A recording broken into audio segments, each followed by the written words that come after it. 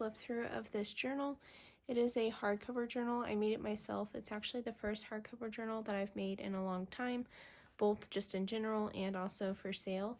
This journal will be available in my Etsy shop sometime soon after this video is posted. I'll have the exact time and date of the launch in the description down below, as well as a link to my Etsy shop. So if you're interested, make sure to check that out to know when this journal will be up in my shop. This is not like a collection which I've done recently where I have multiple journals for sale. I just really wanted to focus my time and attention on one particular journal and really have fun with that journal. So this is the only one that I have currently that will be going up into my shop, but I am eager to make more journals like this and maybe create a mini collection of them for sale. We'll just have to see how this journal does. So it is painted this dark blue. I really wanted to do a dark blue and like cream journal, kind of playing off of some coastal colors that I've really been enjoying here of late. And then I picked out this image with the child praying next to his window, which I thought just went so well with the colors. And then there are some hand-painted details. And then I also recently got this punch from the thrift store, and I really wanted to use it to create this interesting raised effect on the journal. So I just punched out pieces along this piece of recycled cardstock in the cover, and then I glued this down with also the cutout for the window image, and then I used some gold polish that I have to kind of emphasize the details. And then on the spine I hand painted this off-white line around, and I wanted it to have a hand painted, not like a perfectly straight detailing to it, so it's not perfectly rectangular, but it does have a little bit of regularity to it, and I really like the way that that turned out. And there's also a gold patch painted on the spine, and then there's the binding. There are 8 signatures in this journal, which I will show you guys the papers on the inside in a moment. And then here are the beads and charms on this journal. There's this vintage, almost like a coin piece. I'm not sure if that's coming into focus, but it's double-sided and it just has these little icons on it.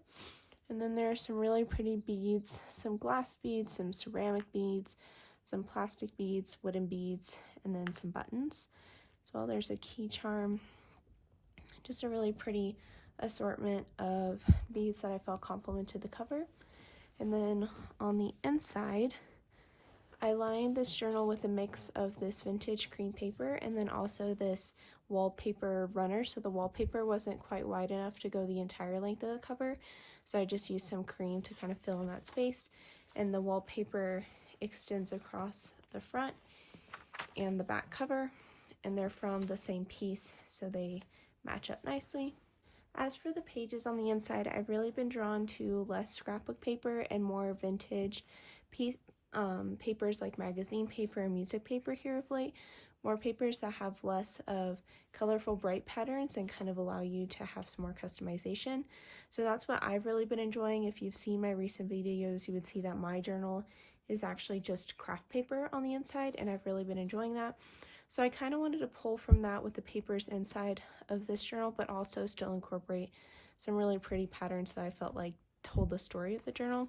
So we start off with some vintage music paper, and then this is just, it's got a subtle like textile print to the pattern, but it's just this dark blue that complements the color of the journal.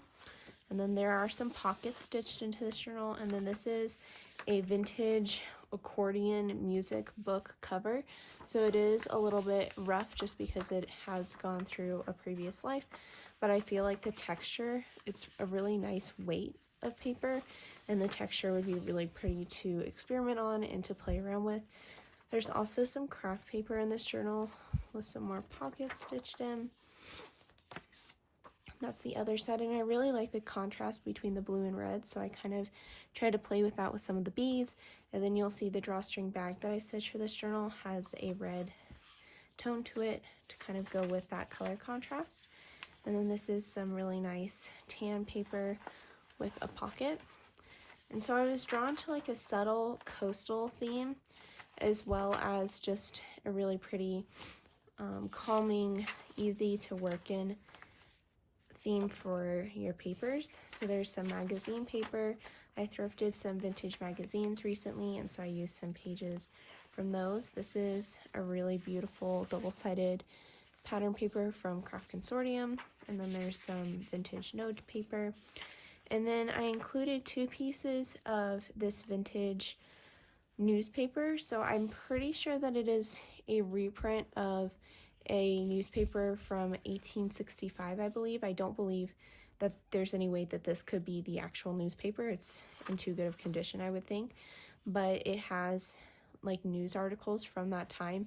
This piece of it doesn't do the best job of showing, but when I get to the other piece, hopefully I can better explain. But it's just this really pretty vintage newspaper. I think that that would be really fun to play around with. Some more craft paper, music paper, pocket.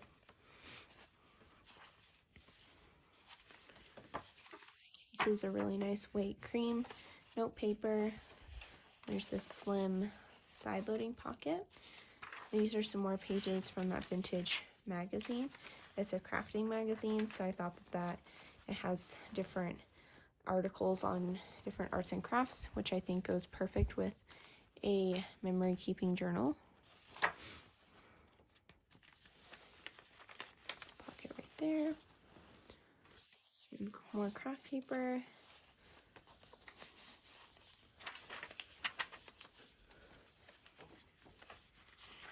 This really pretty image with the red and blue colors from the magazine.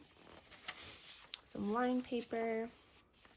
This is some cream note paper that I folded a piece of pattern paper on to kind of extend it, and then I also stitched it to where there's a pocket on one side, or loading from the top. There's some ink and pens and pencils, which I think is of course so suitable for a journal since that's what you use to write. This scrapbook paper has this really pretty gold foiling on the design, another pocket. And then this is the other piece of the newspaper that I was talking about. You can see that there's the 1865 date, and it's from the New York Times. And then it is a reprint copy, and I believe it was to a small town here in Colorado. And it just has some news articles from around that time. So it announces the death of President Lincoln, and then some of the Civil War dates.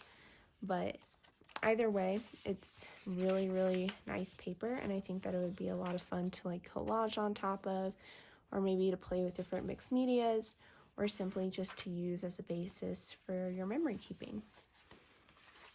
Then some more line paper. This time I took a piece of some double-sided paper that's also from Craft Consortium and just stitched it along the edge to extend the page a little.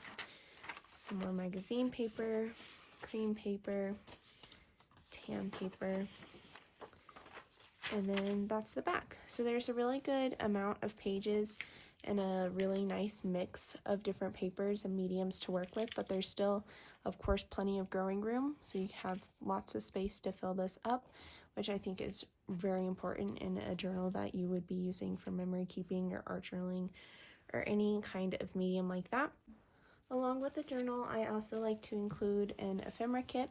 So this, wrapped up inside of this vintage tissue paper, is a sewing envelope or sewing pattern envelope full of different vintage and new ephemera pieces to get your journaling kick started. I just made this little tag that says "a little gift for you" to go along with the journal. And then I also made this drawstring bag. It is quite a bit longer than the journal itself, but I do that just so if you have anything potentially coming out of the journal, or if you want to use it for a different journal or for a different purpose, you have some room to work with, because when it cinches up, it is of course a little shorter, but the journal just fits in like that. And then you can fold over for some extra padding. So if you were to purchase this journal, you would not only get the journal itself, but also this protective drawstring bag, and then this ephemera pack with it. So that concludes the flip through of this journal. I really hope that you and guys enjoyed this flip through. As I already said, the details of the launch will be down in the description box below, as well as a link to my Etsy shop and a link to my Instagram, where I always share a countdown to the launch. So that way, if you live in a different time zone than I do It makes the process a little smoother for knowing when to go onto my site. But I hope that you guys enjoyed this journal. I had so much fun making it. I really enjoyed playing around with different techniques and just being really free and creative, especially with the cover process. This is one of my favorite covers that I've ever done. It was fun to get back into making hardcover journals, and I hope to make some more in the future. If you guys enjoyed this video, please make sure to leave a thumbs up. Comment down below your thoughts on this journal, or if you have any ideas for future ones that I should make. And I hope you guys have an amazing day. Thank you so much for watching, and I'll see you in my next video. Bye, guys!